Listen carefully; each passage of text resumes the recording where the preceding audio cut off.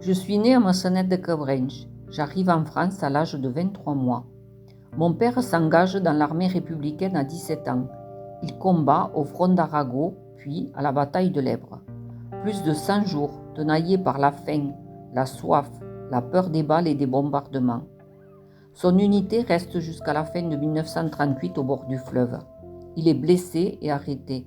Il a gardé toute sa vie de la mitraille dans le bras et la marque d'une balle, 2 trous sur le côté.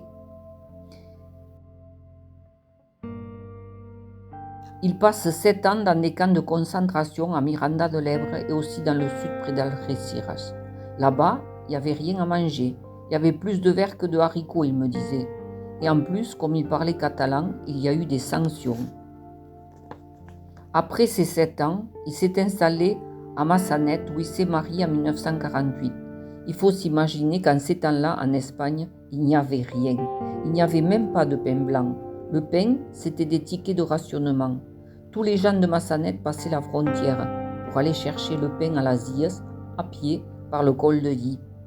Mon père y allait 1 fois par mois. La frontière était surveillée. C'était dangereux si tu n'avais pas de sauf-conduit. Il y avait une caserne de la Guardia Civile avec des chevaux.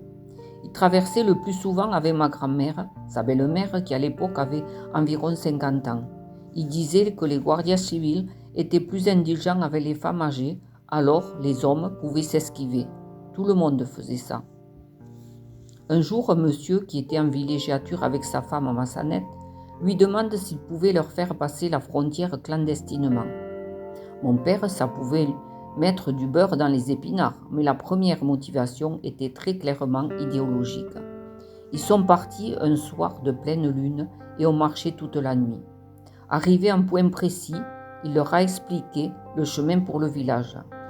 Vous allez directement à la place de las Illes et vous prenez un café.